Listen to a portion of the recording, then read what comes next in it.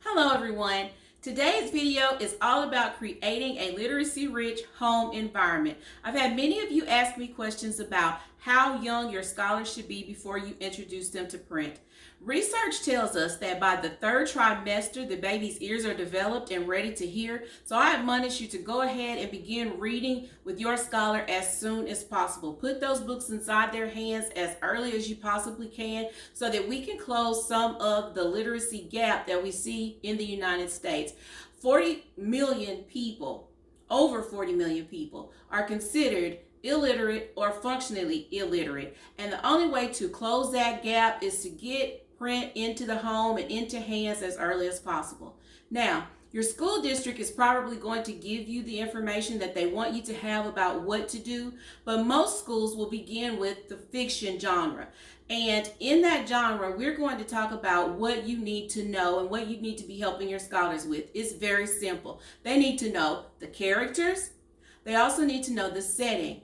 If there is a conflict or a problem, an issue that is occurring in this story and how that gets resolved. They also need to know the main idea of the story and a theme if possible so that they are comprehending what that story is all about. You may get them to retell the story to you in a few sentences, beginning with a beginning, middle, and an end. If they can do that, you have helped the educator so that once they get back into the classroom, they are ready to retell stories. Now, at the beginning of the school year, I begin with fiction, and I like to use fictional stories to set up my classroom expectations. And I also like to use these stories to invite everyone into my environment, into my classroom, and create a culture. So my books are very diverse. One of the books that I begin with is Ms. Berlin Waltz. And in this story, this woman is telling stories to a young girl named Mary. And I want you to know that in your home, you can tell stories. You can make up stories. You can do as many things as you want with these books so that your scholars are excited about reading. You may ask them to tell you a story and you write that story, and that becomes what you read for the next couple of days so that they feel excited about becoming an author. I also read a book called More Than Anything Else. This is a historical fiction, and it is about Booker T. Washington learning to read.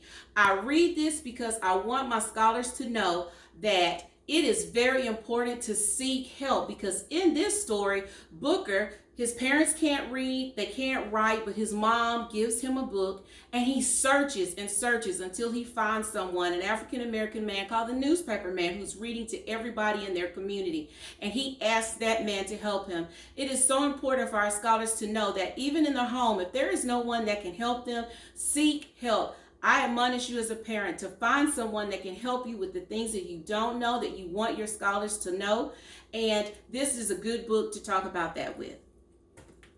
I also read a book called Fly Away Home, and this is one of my favorite books, and it is by Eve Bunting. And in this book, this is about a homeless father and son, and this young boy really wants to go to school, and he meets a family, and he's talking to this young boy about getting a home and going to school. And I want all of my homeless population, my indigent population that is in my classroom to know that they're valued and that I support them and their education, and that their families love them and want them to be educated no matter what the circumstances. And I think this would be a great one because of the displacement due to COVID-19 and some of these other issues that we have right now. This will be a good book to just help everyone feel accepted.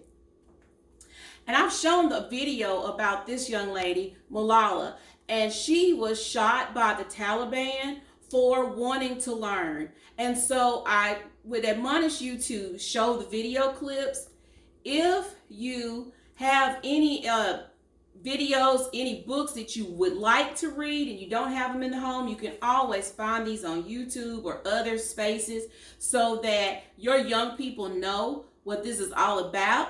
So I admonish you to find books that you can read. Now, you may not have books. I've had lots of people say that they don't have all of these books inside the home. There is print all around you. If you're in the kitchen, you can allow your scholar to read the cans as you cook, to read the directions on boxes as you're cooking.